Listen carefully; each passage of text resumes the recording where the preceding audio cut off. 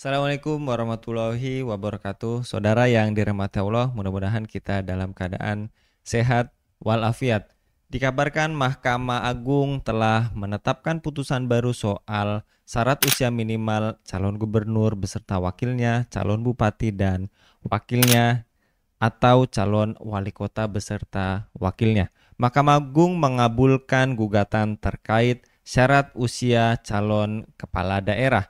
Dengan adanya putusan ini, seseorang bisa maju jadi calon kepala daerah berusia 30 tahun saat pelantikan sebagai kepala daerah.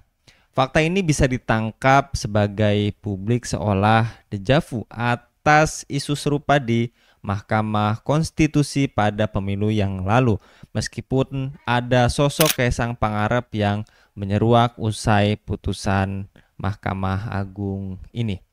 Namun putusan Mahkamah Agung dinilai telah memberikan karpet merah kepada Kaisang Pangarep agar bisa menjadi calon gubernur DKI Jakarta. Dan kini diketahui nama Kaisang muncul dalam bursa calon wakil gubernur DKI Jakarta. Yang lebih menarik, Kaisang duet dengan keponakan Prabowo Budi Diwandono di Pilgub DKI Jakarta. Dikabarkan usia Kaisang baru 29 tahun saat pendaftaran Pilgub dan Pilkada 2024 yang dibuka oleh KPU. Saudara yang dirahmati Allah, sebelumnya penggiat media sosial John Sitorus pernah mengatakan bahwa Kaisang bisa maju di Pilgub jika melakukan kecurangan. Satu-satunya cara agar Kaisang bisa maju jadi calon gubernur adalah kembali curang dengan mengutak-atik konstitusi lewat jalur MK. Syarat usia minimal calon gubernur adalah 30 tahun sesuai pasal 7 Undang-Undang Nomor 10 Tahun 2016.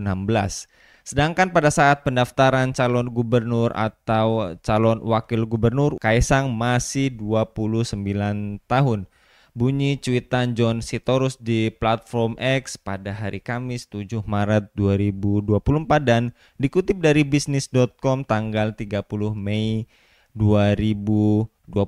Benarkah ucapan John Sitorus? Saudara yang dirahmati Allah, politik dinasti dapat membuat kontrol terhadap kekuasaan akan melemah. Dan kontrol kekuasaan akan menjadi lemah apabila relasi-relasi kekerabatan itu ada dalam institusi-institusi politik. Karena yang satu akan permisif pada institusi atau bahkan membukakan jalan kerabatnya yang menduduki jabatan tertentu. Keputusan Mahkamah Agung membuat sebagian publik bertanya-tanya pada Pak Jokowi, apakah ingin anak-anaknya mempunyai jabatan mulai dari wakil presiden sampai gubernur Jakarta? Apakah putusan Mahkamah Agung itu tidak bisa lepas dari campur tangan Presiden Joko Widodo? Bisa jadi Jokowi akan membantah, tapi publik tidak mungkin begitu saja percaya. Apakah nuansa pelumpuhan peran pengawasan DPR dan BPK? Dan apakah KPK dimandulkan? Dan ini akan membuat rezim Jokowi makin semena-mena?